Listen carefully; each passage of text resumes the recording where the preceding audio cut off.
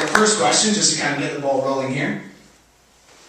What was your first job right out of university? After I finished my undergraduate, I did childcare work and I just did serving positions for a few months. So my first job actually didn't go very far. I stayed at UVic and I was working at the bookstore, computer store. And I worked there for a couple years as a consultant. So my first job out of university, I finished school in December 2010, and then I went traveling. And then I graduated, actually walked across the stage in June 2011, and then I totally cheated and went back to my summer job, which was at a day camp. My first job, and it's a long time ago, combined business and pleasure. It was working at a liquor store. Political science degrees, I think, are a very useful thing in that you go to, well, whether you go into municipal government, provincial government, federal government, it does provide you with at least a ground level understanding of how political institutions work. It will probably also introduce you to some of the ideological issues which are occasionally and often crudely argued at the provincial and federal levels. I found at job interviews that I've been at, I've talked a lot about, that's been what they wanted to hear about, more than what my grades were, more than some of my work experiences. They were really curious about what is this UPS thing and how were you involved? Being a TA puts you on the professor's side a little bit. You get to interact with the professor, talking about the assignments a lot, talking about the tests, and you're encouraged a lot by the students that try hard and are really interested in the subject matter and the material, and you're discouraged by the students that are there just to pass the course or just to get a grade. The legislative internship program is really invaluable for me, and I really highly recommend it if you're thinking of it, of applying. And if you want to talk to me about that after, feel free to. Regardless of where you're assigned, which ministry you work for, it gives you a really unique opportunity to understand how policies developed on the ground, how politics works on the ground, how institutions that you spend time, studying about practically and in terms of theory and how that actually functions and translates.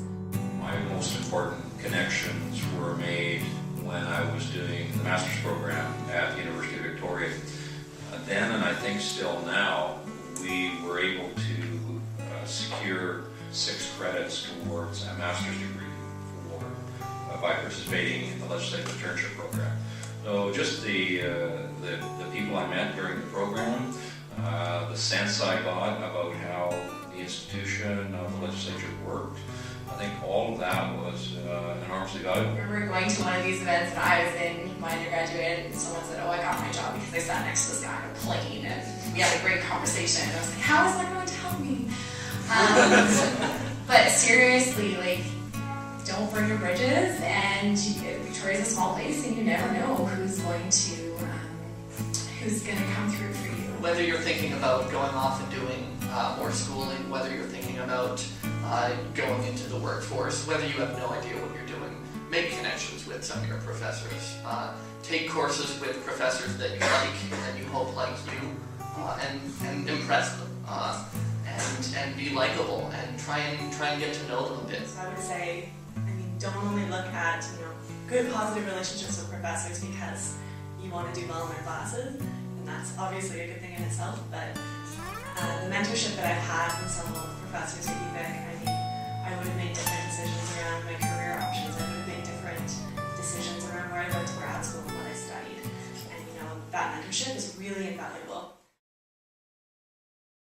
Look at your CV, and when you're working on it, look at not just what you've done academically that's impressive, because I'm sure there's lots of things you could all write, but look at the job really that you're applying for and how your skills translate, and really emphasize that. And I would also emphasize looking for gaps in your experience. Are you lacking communications experience, fundraising experience, all sorts of things that some of the jobs you want might be looking for? My advice is be unique. There are a lot of people that have good grades.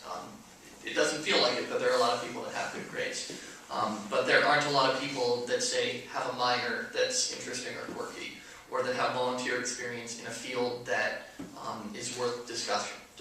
And if you have interests that are interesting and worth talking about, talk about them with people. You get to make connections with that sort of stuff. So be unique? I want to take this opportunity to tell you guys how important writing skills and communication skills are. Having, going through resumes and looking, I just am shocked always at some of the quality of the writing. And for me, coming from a poli-sci background, a lot of people at work use me as a resource. Oh, it's an extraordinarily difficult time to be graduating and entering the job market. There's no question about that. I've watched my younger son as he's struggled to find a job after graduating with a political science degree and almost completing a master's of public administration degree. There's just not a lot of jobs out there right now. The economy is going through one of those periods that they do cyclically, and nationally and internationally, and the governments are not hiring in the public sector. The private sector is also going through workforce contraction, and the opportunities for you as you emerge ready to go are just not there. So that's an extraordinary difficult circumstance, but it is not the first time it's happened in our history, nor will it be the last time it's happened in our history. First thing you should do is always pursue the things that are magical to you. If political science or history or driving a big truck or building a house or whatever it is what makes you really happy to get up in the morning and live through the day, then pursue that. Pursue your dreams and take every opportunity to add to your resume. So if I was you, I would go online. I would see if I could buy a deeply discounted ticket to Zihuatanejo, Mexico, or